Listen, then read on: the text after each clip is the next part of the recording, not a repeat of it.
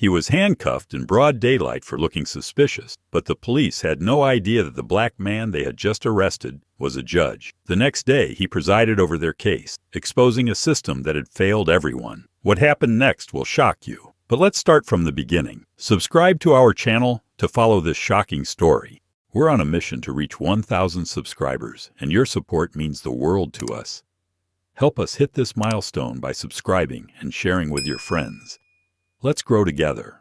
James Walker looked impeccable in his dark gray suit. His navy blue tie complemented his dignified demeanor, something hard to ignore as he walked through the bustling streets of Oklahoma. However, what should have been an ordinary afternoon quickly turned into a nightmare. "Stop right there!" yelled Officer Paul, his hand already resting on the holster of his gun. James stopped, surprised. What could he have done to attract attention? Before he could process it, Paul and his partner, Scott, had surrounded him. "You look suspicious," said Scott, his voice laden with barely disguised mistrust. "Suspicious? I'm on my way to court," James replied, keeping his tone calm but firm. The tension in the air was palpable. The quick exchange drew the attention of passers-by, but none dared to intervene. Beneath the scorching sun, it became evident that prejudice had decided James's fate before a single word was spoken. And this was just the beginning of an unjust spiral he would never forget. "Your car matches the description of one used in a robbery nearby," said Officer Paul, his tone blending accusation and improvisation. James stared at him, stunned. "My car?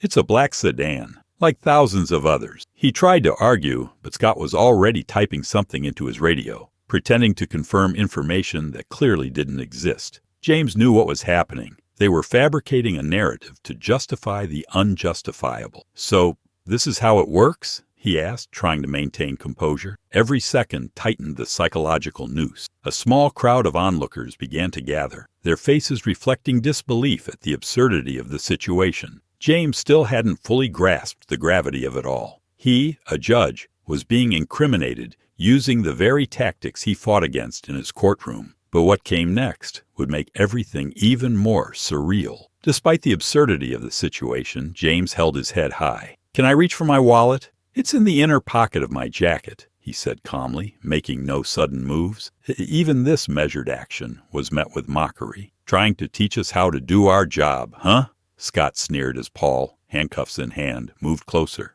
"You don't understand the gravity of this, do you? Cooperate, and it'll go easier for you." With a dignity that seemed to defy the weight of the moment, James replied, "I'm cooperating. There's nothing more I can do." But his response only fueled their derision. "Too calm for someone who's guilty, huh?" Paul muttered as he snapped the cuffs onto James's wrists. Around them, murmurs of disapproval from the small crowd were drowned out by the officer's cynical laughter. The stark contrast between James's calm demeanor and the officer's hostility left no doubt something deeply wrong was unfolding, and someone, somewhere, had started recording it all on their phone. As James was led to the patrol car, someone in the crowd shouted, "Hey, this isn't right. He didn't do anything." And soon, smartphones began to appear. A woman, her face indignant, murmured, "This is going online right now." In the video, James, still calm, asked, "What exactly am I being accused of?" But his question was ignored. When the footage hit social media, it was like a spark igniting a firestorm. Hashtags began to trend. Number justice for James, number end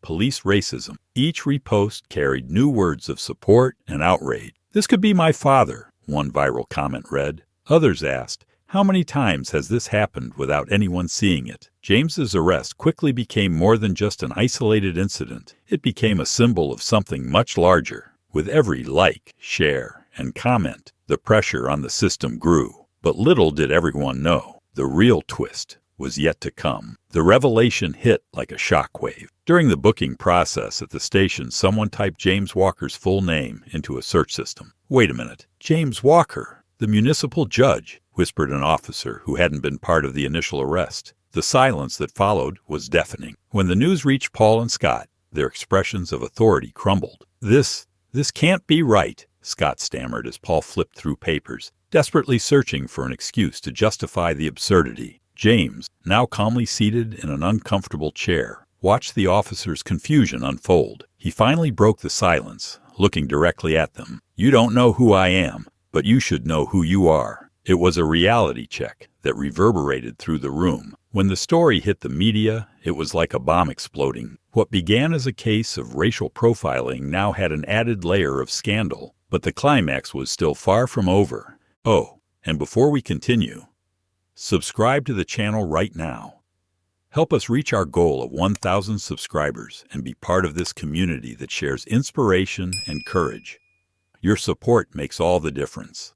The courtroom was packed, a reverent silence filling the space as James Walker, now wearing his robe, walked to the bench. The journalists' cameras were poised as if covering a historic event, and in many ways they were. In front of him stood officers Paul and Scott, now dressed in civilian clothing, looking completely out of place. "Incredible," someone in the audience murmured as the officers kept their eyes down, visibly uncomfortable. James adjusted his glasses, glanced at the papers before him, and spoke in a voice firm, yet controlled. "We are here today to discuss the actions of officers Paul and Scott in a case of racially motivated detention." The words hung in the air, heavy as a verdict waiting to be delivered. Journalists scribbled furiously, while members of the community, many of whom had seen the videos, watched in silence, eager to see what James would do. His demeanor was impartial, but his eyes betrayed the determination of someone who knew exactly what was at stake. And as he began to present the evidence,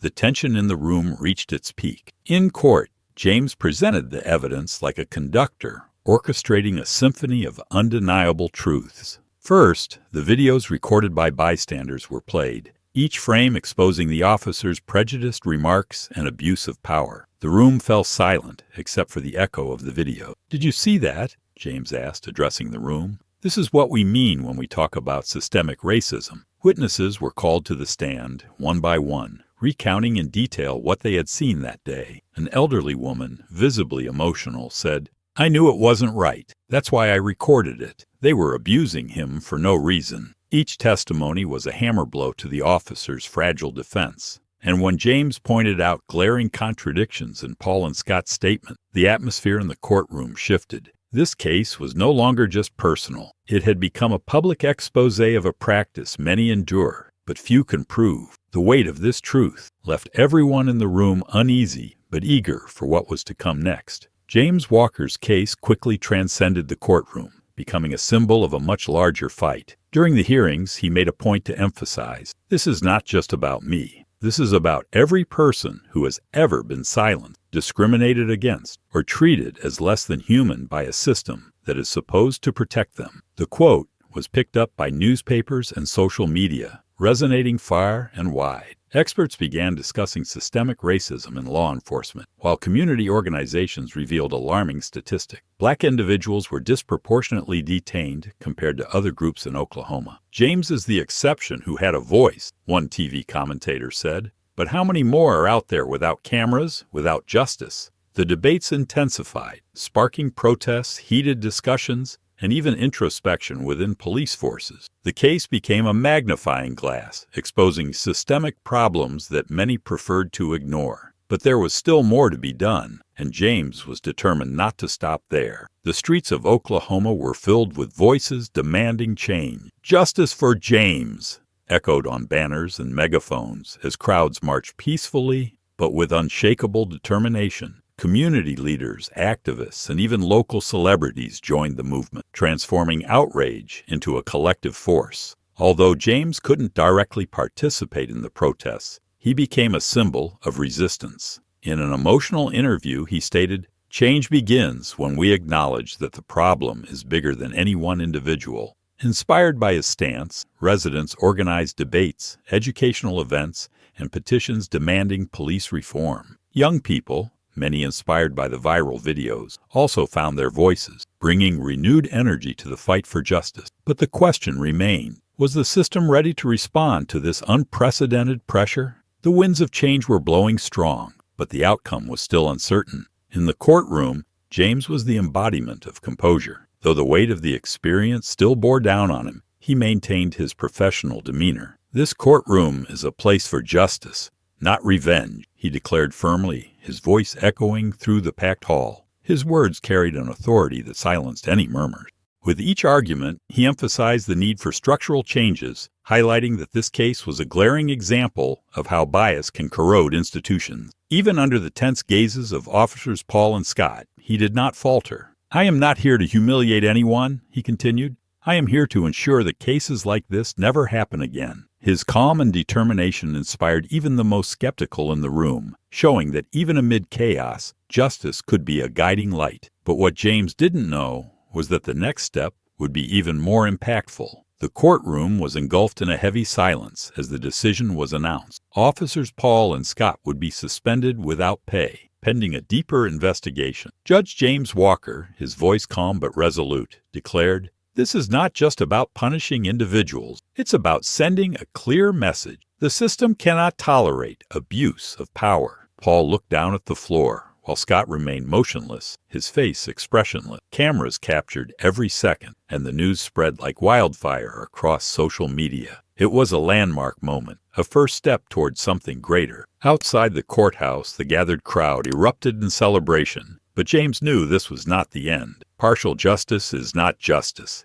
he commented in a later interview, emphasizing that the fight was far from over. The suspension was a significant blow, but the question lingered. What would come next to ensure real change was implemented? Days after the verdict, Oklahoma's police chief called a press conference. Standing before a sea of reporters and cameras, his expression was solemn, though there was a glimmer of regret in his voice. "I want to begin by acknowledging our mistakes," he said, pausing for a moment as though weighing each word carefully. What happened to Judge James Walker was a reflection of the systemic racism that persists in our institution. For that, we apologize, not just to him, but to the entire community. The apology was broadcast live, and reactions were mixed. While some saw the gesture as a step forward, others dismissed it as a public relations move. When James was asked about the apology, he responded with his characteristic calm. "Words have power, but actions speak louder. Let's see what comes next." It was a statement that left a clear message. Apologies matter,